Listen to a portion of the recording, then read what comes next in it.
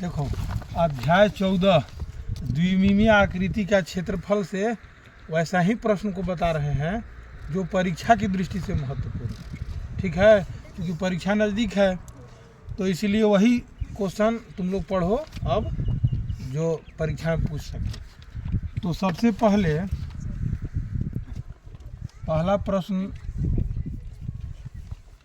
द्विमीमीय आकृति का उदाहरण कौन कौन है ये जानना जरूरी है।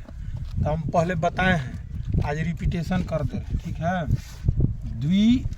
द्विमीमीय आकृति का उदाहरण क्या है? बताओ द्विमीमीय आकृति उदाहरण क्या है, बताओ। जिसकी दो बीमार होती है उसे द्विमीमीय आकृति कहते हैं। तो उदाहरण बताओ। आयत, वर्ग, वृत्त, ठीक है। फिर से हम को बताते हैं, जिसका दो बीमा होता है, लंबाई और चौड़ाई, उसे 2D आकृति कहते हैं।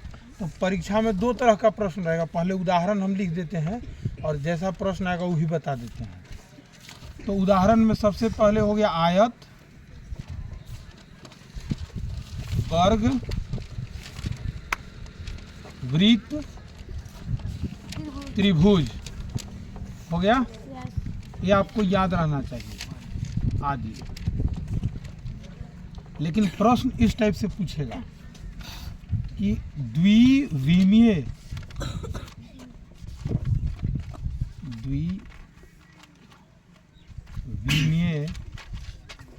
आकृति है।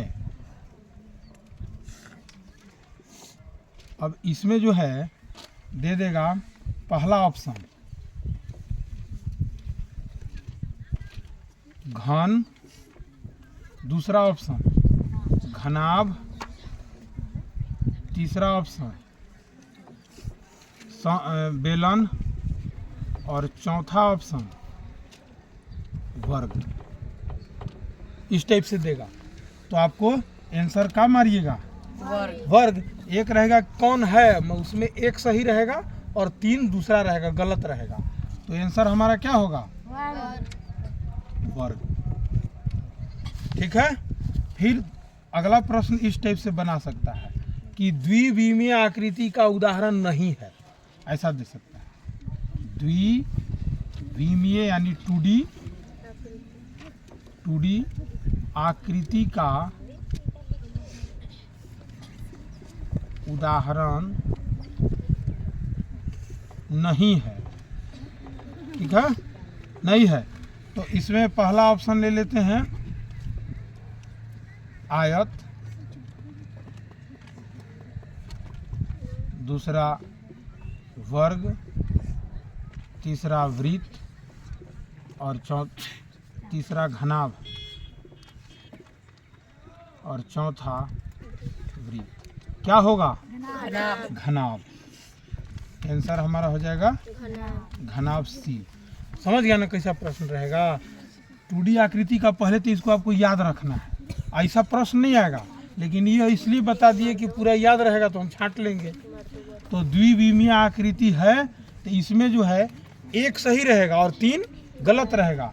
तो इसमें घन, घनाभ, बेलन, वर्ग में घन 3D आकृति है, घनाभ 3D है, बेलन 3D है और वर्ग 2D है। तो आंसर मेरा होगा डी। ठीक है, उतार लिए? हाँ, तो धीरे धीरे उतारिए। हाँ, चलाइए जल्दी जल्दी।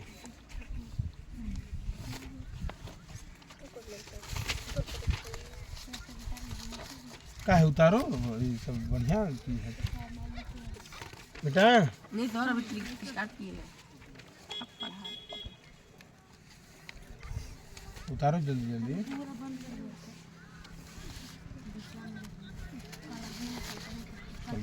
ऊपर से धीरे धीरे लिखते चलो। अब जो है देखते रहो और फिर लिखते रहो धीरे धीरे ना, इंतजार मत करो। अब दे देगा एक प्रश्न कि ए भुजा वाले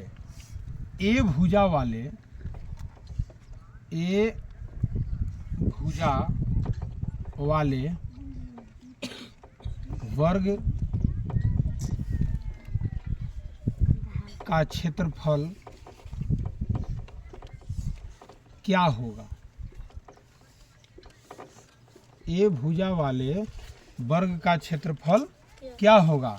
पहला ऑप्शन दे दिया ए, दूसरा ऑप्शन दे दिया ए स्क्वायर, तीसरा ऑप्शन दे दिया ए बटा 2 और चौथा ऑप्शन दे दिया इनमें से कोई नहीं, इनमें से कोई नहीं। तो बताओ क्या होगा? ए भुजा वाले वर्ग का क्षेत्रफल क्या होगा? ए स्क्वायर। ए स्क्वायर होगा, क्योंकि वर्ग का क्षेत्रफल बराबर क्या होता है? भुजा गुने भुजा होता है ना। तो इसीलिए हमारा आंसर होगा बी।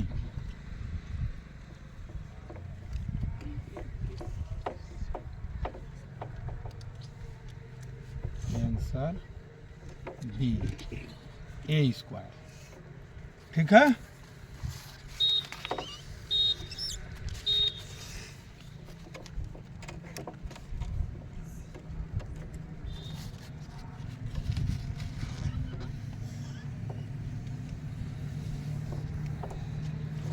अगला प्रश्न,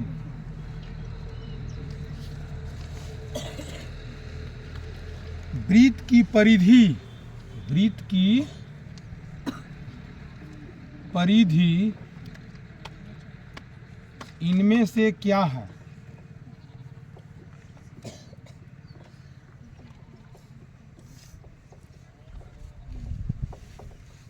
कल सब बताए हैं, आज तो रिवाइज हो रहा है तरह। पहला जो है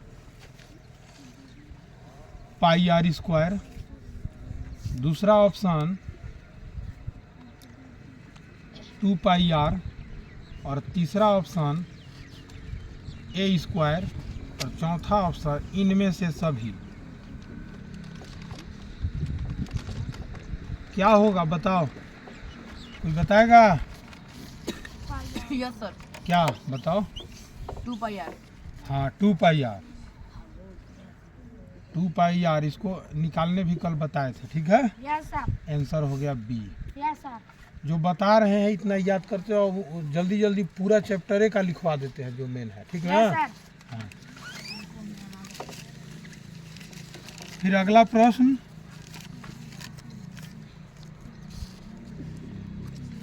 एक दे दिया कि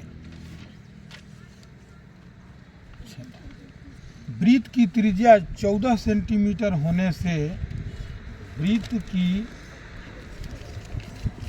त्रिज्या 14 सेंटीमीटर होने से इसकी परिधि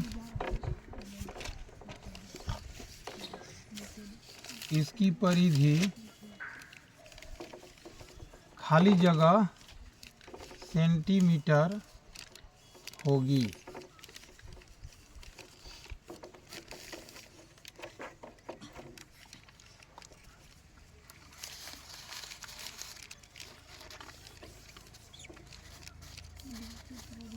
तो इसका पहला ऑप्शन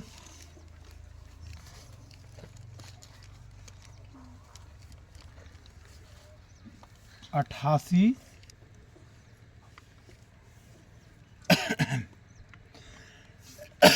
सेंटीमीटर, दूसरा ऑप्शन 22 सेंटीमीटर और तीसरा ऑप्शन 44 सेंटीमीटर और चौथा ऑप्शन इनमें से कोई नहीं।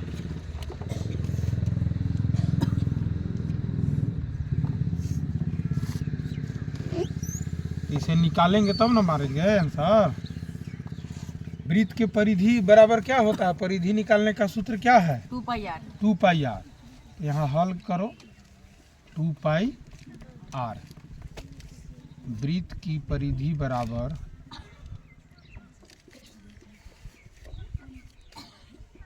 ये सब कल बताए हैं, केवल बना के दिखा दे रहे हैं। 2 पाई का मान कितना होता है? 22/7। 22/7। 22 गुने त्रिज्या कितना है? 14। तो यहाँ देखो काटेंगे 7 का 7, 7 दूनी 2 गुने 22 गुने 2 बराबर 88 सेंटीमीटर। ऑप्शन क्या है? ए ना सही है, इसीलिए आंसर पहला होगा 88 सेंटीमीटर। हो गया ना? एक चीज और याद रखो, पाई का मान है, ऐसा प्रश्न दे सकता है। पाई का मान है। क्या है पाई का मान? पहला ऑप्शन दे दिया, मान लो 3.14। दूसरा ऑप्शन दे दिया 4/3। तीसरा ऑप्शन दे दिया 0 और चौथा ऑप्शन दे दिया इनमें से कोई नहीं। इनमें से कोई नहीं। तो कोई बता सकता है क्या? Yes sir. क्या? 3.14। Very good. 3.14 जो है इसका एक मान है, और इसका एक मान और है, वो क्या है? 22/7। हाँ, 22/7। ठीक है, और सब लोग बोलो, ताकि बताया गया है तो आपको जानना जरूरी है ना जी। घरे मेहनत करिए। अब एक और प्रश्न ले रहे हैं। वर्ग की एक भुजा की लंबाई, वर्ग की एक भुजा की लंबाई, एक भुजा की लंबाई 25 सेंटीमीटर है। बात मत करो, यहाँ सुनो। तो इसका परिमाप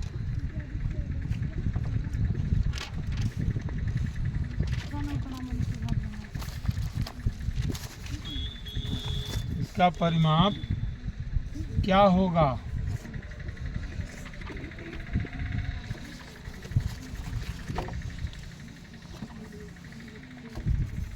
पहला ऑप्शन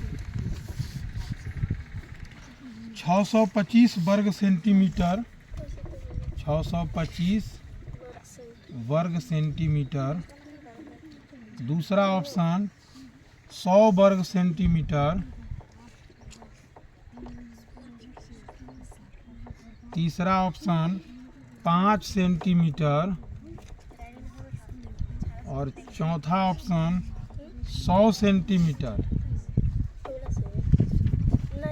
बात मत करो, जो बात करेगा तो उसका तो रिकॉर्डिंग हो रहा है, तुम लोग को सब देखेगा कि वो बात करती है ये लोग।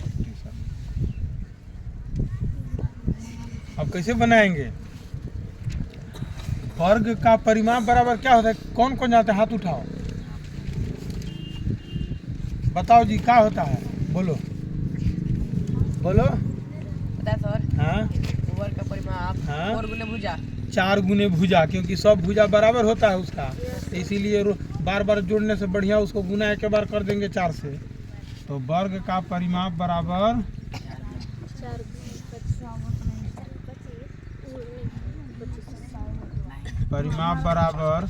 4 गुने भुजा, 4 गुने 25 सेंटीमीटर बराबर 25 चौके 100 सेंटीमीटर। हो गया।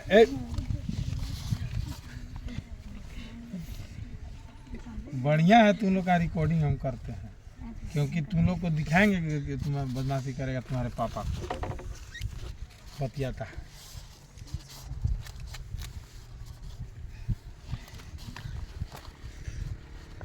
तो अगला प्रश्न सबसे महत्वपूर्ण प्रश्न है बाबू। VVI है, 2 प्रश्न जा रहा है। एक समचतुर्भुज का क्षेत्रफल ज्ञात करें।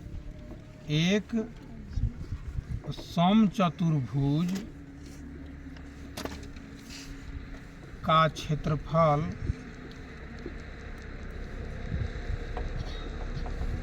ज्ञात करें जिसके विकर्णों की लंबाइयां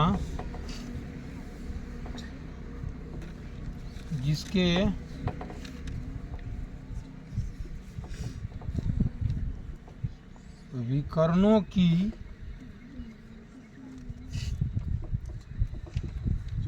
लंबाइयां क्रमशः 24 सेंटीमीटर और 10 सेंटीमीटर।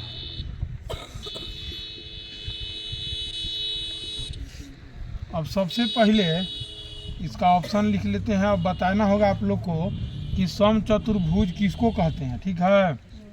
तो 100 पहला ऑप्शन है 110 सेंटीमीटर स्क्वायर, दूसरा ऑप्शन है 100 सेंटीमीटर स्क्वायर और तीसरा ऑप्शन है 120 सेंटीमीटर स्क्वायर और चौथा ऑप्शन है 50 सेंटीमीटर स्क्वायर। तो अब बताओ तुम लोग कि समचतुर्भुज किसको कहते हैं?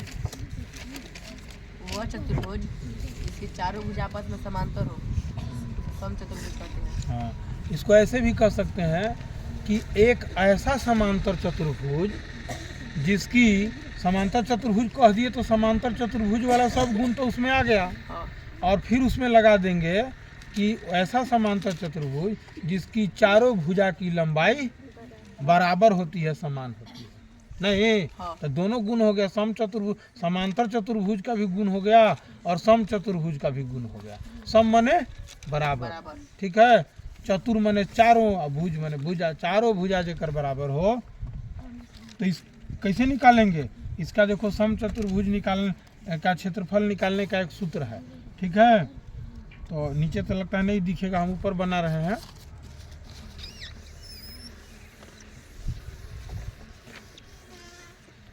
देखो ये समचतुर्भुज हो गया। एक कोई भी ये सब बनाओ प्रश्न ना तो तुम लोग एक चित्र को बनाया करो। देखो ये विकर्ण है, एक विकर्ण, इसको बोलेंगे D1 और इसको बोलेंगे D2। तो समचतुर्भुज का क्षेत्रफल बराबर होता है, अरे हाँ, समचतुर्भुज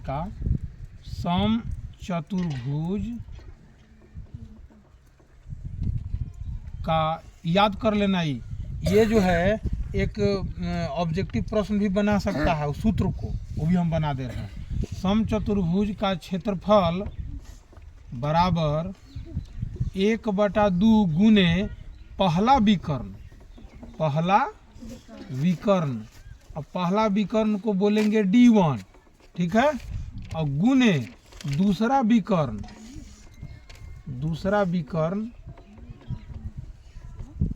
D2, ठीक है। तो यहाँ 1/2 गुने पहला विकर्ण कितना है?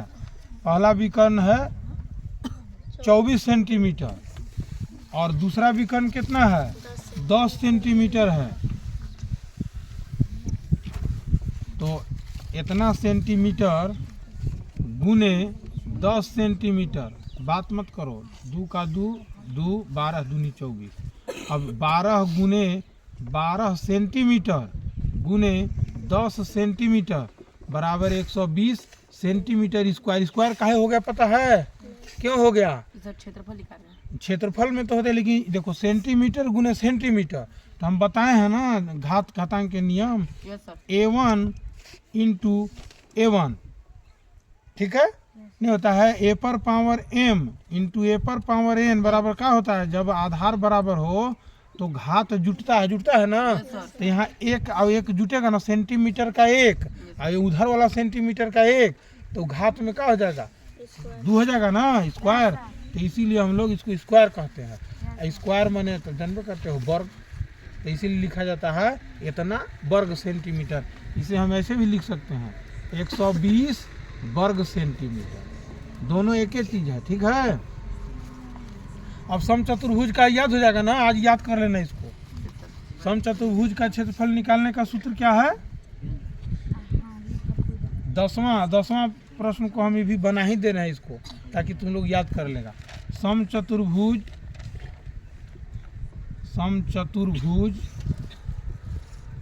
के क्षेत्रफल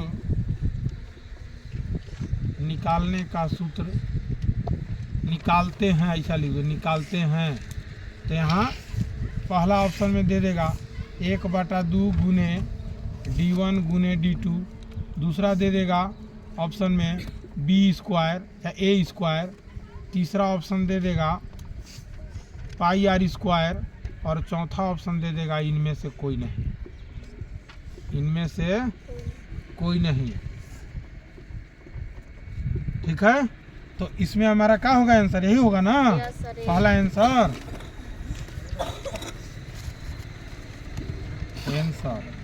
पहला 1/2 गुने d1 गुने d2, माने पहला विकर्ण गुने दूसरा विकर्ण।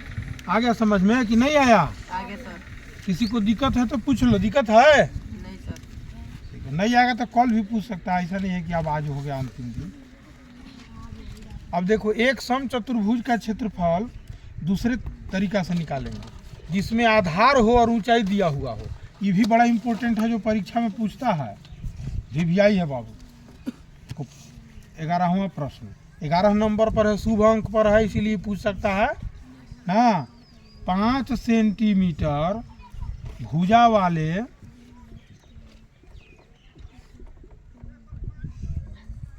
समचतुर्भुज की ऊंचाई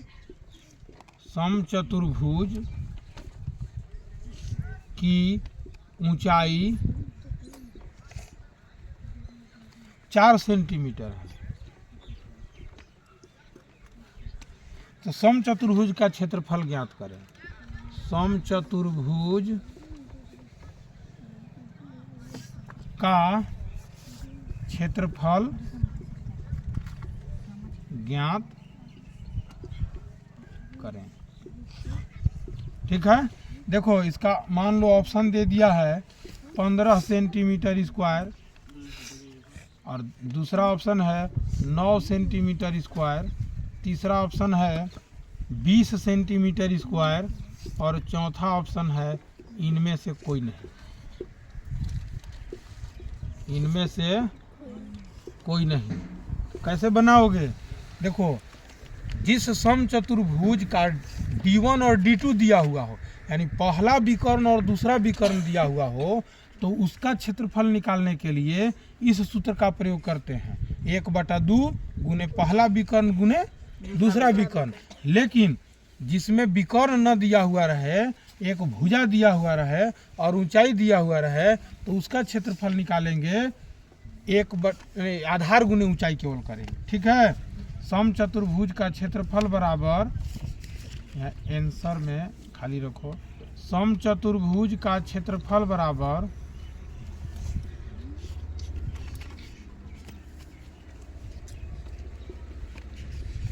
आधार गुने ऊंचाई। ठीक ना, आधार कितना है? 5 सेंटीमीटर गुने 4 सेंटीमीटर बराबर 20 सेंटीमीटर स्क्वायर हुआ ना। तो आंसर कौन होगा? 20 सेंटीमीटर। यहाँ लिख गए आंसर सी, 20 सेंटीमीटर स्क्वायर हो गया।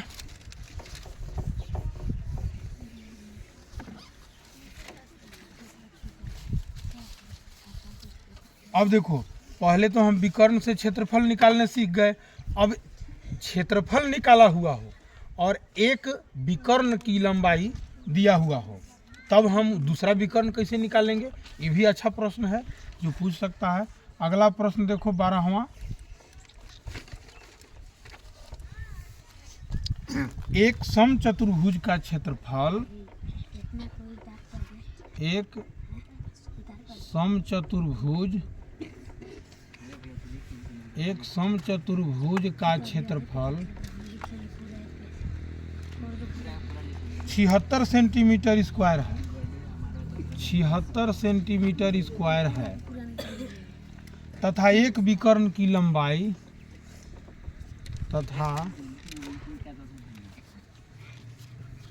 तथा एक विकर्ण की लंबाई 1 एक विकर्ण की लंबाई, बात मत करो, 16 सेंटीमीटर है। दूसरा विकर्ण ज्ञात करें। दूसरा विकर्ण ज्ञात करें।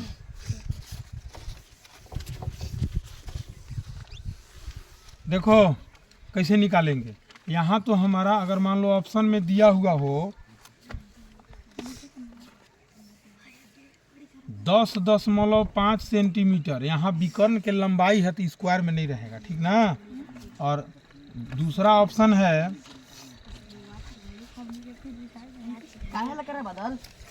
9.5 सेंटीमीटर। तीसरा ऑप्शन है, जितना सवाल बता रहे हैं इससे अलग आने वाला नहीं है, कान को सारा टॉपिक जो मेन है बता दे रहे हैं, तो उससे अधिक ज़्यादा भारी प्रश्न ऑब्जेक्टिव में नहीं आता है। वही छोटा ही चीज़ तुम लोग नहीं जानता है, ठीक ना। तो इसलिए आराम से देखो, देखना कि सब आता है कि नहीं, एक एक सवाल लड़ेगा। लेकिन अब कोई जरूरी नहीं कि यही लड़े, अभी लड़ सकता है, लेकिन इस टाइप का आएगा तो बना लेना, ठीक है। कैंसिल हो गया है सब्जेक्टिव। सब्जेक्टिव इस बार नहीं होगा, अगले बार होगा। फिर यहाँ है 5 सेंटीमीटर और डी है इनमें से कोई नहीं। इनमें से कोई नहीं।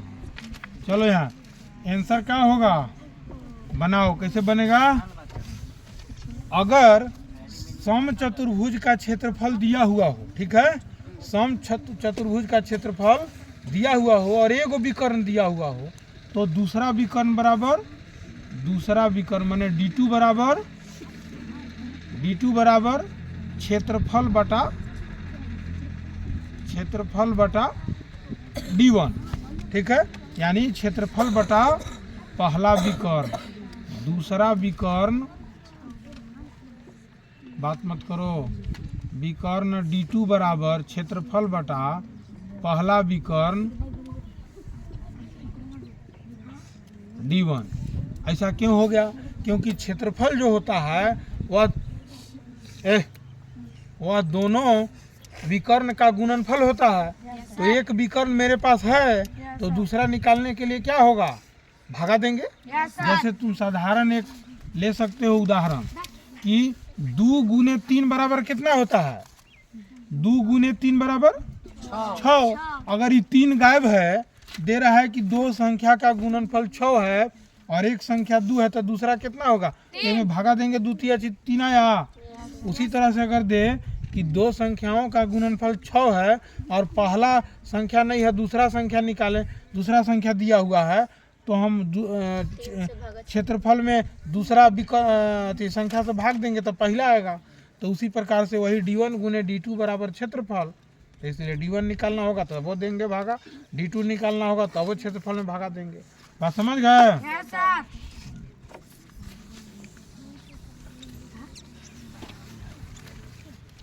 तो यहाँ कितना है, 76 सेंटीमीटर स्क्वायर बटा 16 सेंटीमीटर। देखो यहाँ ऊपर में हो गया स्क्वायर और नीचे में हो गया एगो सेंटीमीटर, तो एगो से ऊपरे वाला खत्म हो गया, खाली एगो बचा।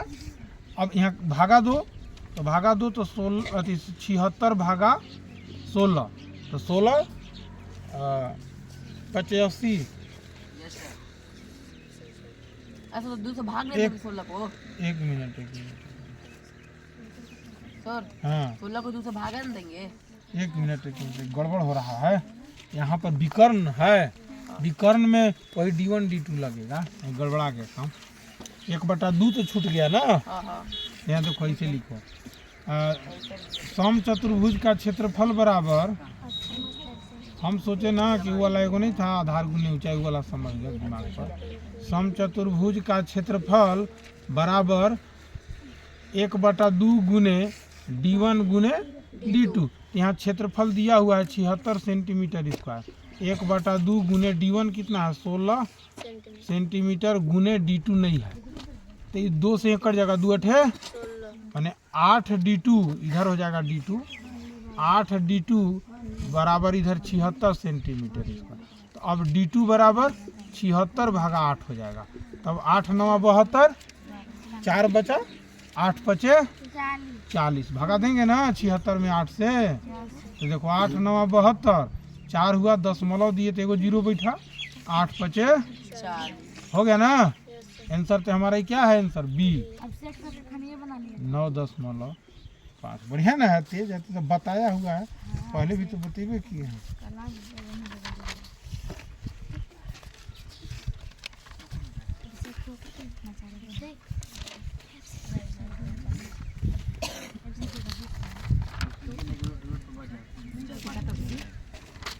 चलो 2 सवाल और इसमें बताएंगे, ज़्यादा नहीं बताएंगे, ठीक ना। बस ये पूरा हो जाएगा। उतार लिए हो? हाँ तो उतारो। देखो अगला प्रश्न हम उठा रहे हैं समलंब चतुर्भुज। समलंब चतुर्भुज से, ठीक है। किसी समलंब चतुर्भुज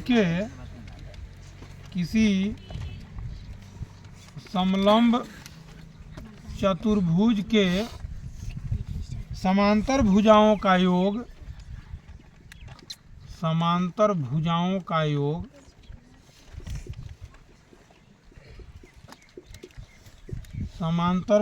का योग 60 सेंटीमीटर है और उनके बीच की दूरी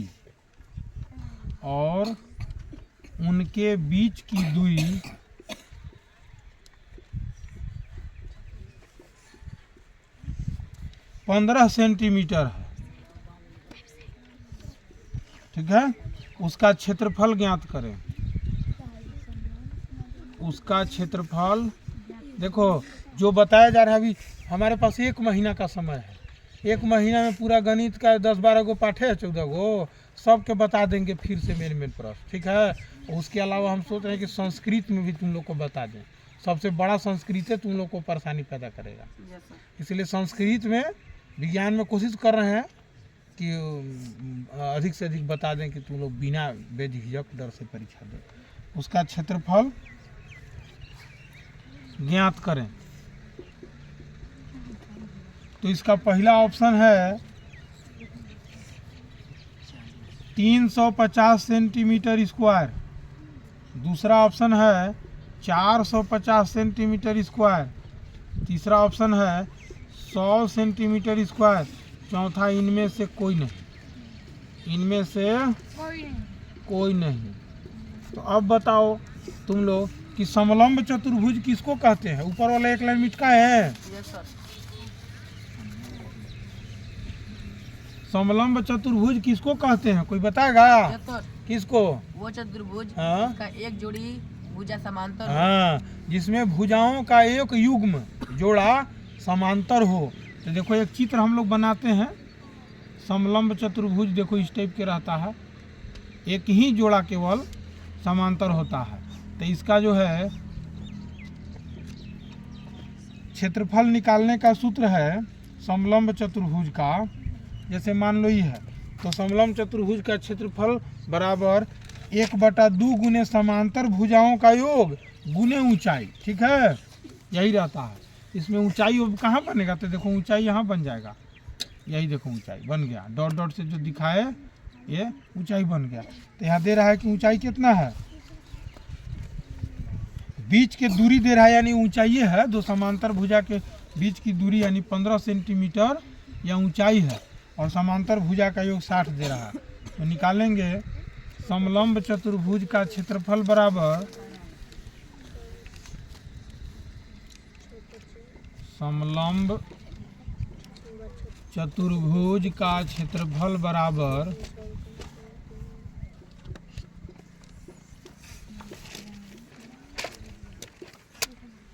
1/2 गुने समांतर भुजाओं का योग। समांतर भुजाओं का योग गुने ऊंचाई, ठीक है। गुने यहाँ क्या करेंगे? 1/2 गुने समांतर भुजा का योग कितना दे रहा है? 60 सेंटीमीटर लिखेंगे। 60 सेंटीमीटर गुने दोनों के बीच की दूरी यानी ऊंचाई कितना है? 15 सेंटीमीटर। यहाँ काटेंगे 2 का 2, 2 तिया 6, 30 दूनी 60 हो गया। 30 गुने 15 बराबर 15 तिया 45। इतना सेंटीमीटर 450 सेंटीमीटर स्क्वायर। यह हमारा आंसर नंबर बी है। यहाँ आंसर क्या होगा 450 सेंटीमीटर स्क्वायर। हो गया ना। यहाँ भी लिख दो, हो सकता है यहाँ नहीं दिखे।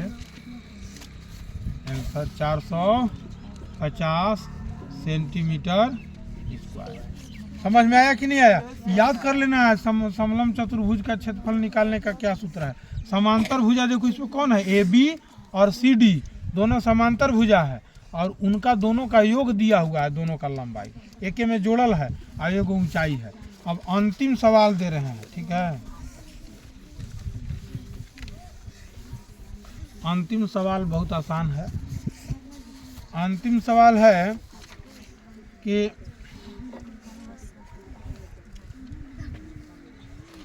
सवाल नंबर कब हो गया इसमें? 13 है। 14। आर त्रिज्या वाले वृत्त का क्षेत्रफल क्या होगा? Pi r square.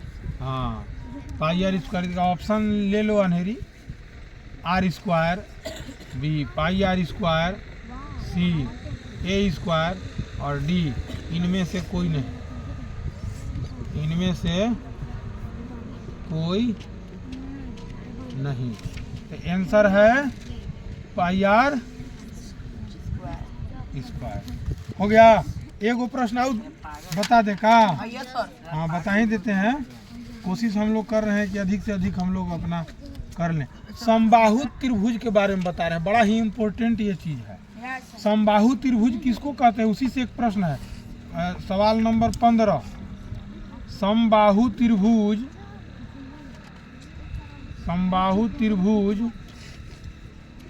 का परिमाप क्या होगा यदि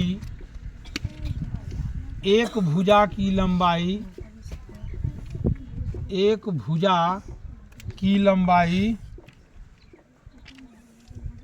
4 सेंटीमीटर हो। ठीक है,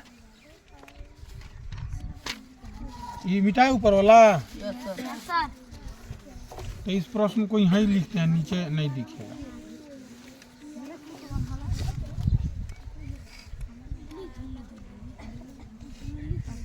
एक समबाहु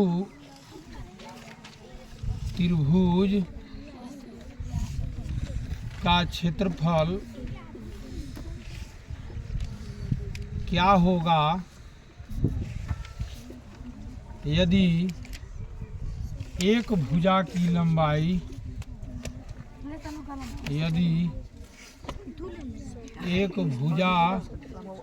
लंबाई 4 सेंटीमीटर हो। समबाहु त्रिभुज किसको कहते हैं पहले बताओ। सर वह त्रिभुज जिसकी तीनों भुजा समान हो उसे हाँ, समबाहु त्रिभुज कहते हैं। वह त्रिभुज जिसका तीनों भुजा समान लंबाई के हो, समान माप का हो। ठीक है, तो इसका ऑप्शन ले लेते हैं। पहला ऑप्शन है 10 सेंटीमीटर, दूसरा ऑप्शन है 12 सेंटीमीटर, तीसरा ऑप्शन है 5 सेंटीमीटर और चौथा है इनमें से कोई नहीं। देखो आंसर हो जाएगा यहाँ समबाहु त्रिभुज का परिमाप बराबर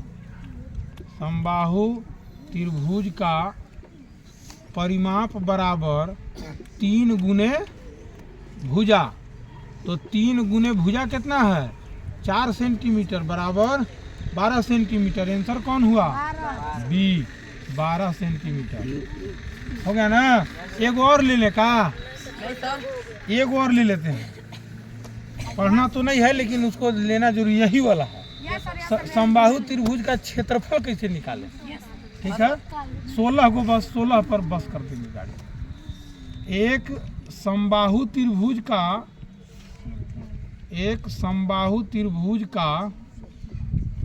अब एक पार्ट से 15 प्रश्न नहीं अगर करोगे तो 15 गुने 10 को चैप्टर होगा। 15 दहा 150 नहीं 12-14 को होगा। तो इतना प्रश्न याद कर नहीं पाओगे। याद क्या कर रहे तो बनाना है। एक समबाहु त्रिभुज का क्षेत्रफल क्योंकि ये बड़ा पूछता है, इसीलिए हम इस पर सोचे कि बता देते हैं। हालांकि हम लोग को क्षेत्रफल पढ़ना नहीं है इसका, लेकिन परिमाप पढ़ना है। लेकिन एगो देख लेने में क्या हर्जा है। समबाहु त्रिभुज का क्षेत्रफल क्या होगा यदि इसकी एक भुजा की लंबाई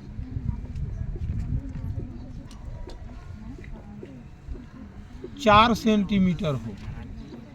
तो समबाहु त्रिभुज का क्षेत्रफल बराबर क्या होता है, किसी को पता है कहा? क्या इसमें ऑप्शन हम लोग ले लेते हैं। पता रहा है √3 हाँ बटा 4 √3 सेंटीमीटर स्क्वायर। दूसरा ऑप्शन हो गया 4 √3 सेंटीमीटर स्क्वायर। तीसरा ऑप्शन हो गया 5 सेंटीमीटर स्क्वायर। और चौथा ऑप्शन हो गया इनमें से कोई नहीं, इनमें से सभी कर दो। तो यहाँ देखो कैसे बनाएंगे। समबाहु त्रिभुज का क्षेत्रफल बराबर, याद कर लेना, ये बड़ी परीक्षा में पूछता है। Yes sir. समबाहु त्रिभुज का क्षेत्रफल यही नहीं पूछता है, कंपटीशन के एग्जाम में भी पूछता है। √3/4 गुने भुजा स्क्वायर होता है। सर हाँ वो क्षेत्रफल का नाम परिमाप लिखे हैं। कने लिखा गया? 15वां सवाल है सर। अच्छा यहाँ तक लिख दो परिमाप। परिमाप ठीक है। समबाहु त्रिभुज का क्षेत्रफल बराबर इतना, तो कैसे निकालेंगे? √3/4 गुने 4 गुने 4। तो 1 4 से 4 गया, 4 √3 सेंटीमीटर स्क्वायर। तो हमारा यहीं पर सफर इस पाठ का खत्म हुआ। इसको पूरा रिवाइज करना, रात के जो है पढ़ो दम तक। अगर नींद आने लगे, पहले तो खाना मत खाना, अगर नींद आने लगे तो पंखा में अपना चुनी बांध लेना रस्सी से। Yes sir. अगर नींद आएगा तो चुनी कबरने लगेगा, तो अपने नींद कबर जाएगा, तो पढ़ोगे पूरी तरह से है ना। इसीलिए बढ़िया से एकदम बढ़िया से क्या करो कि पढ़ो, ठीक ना।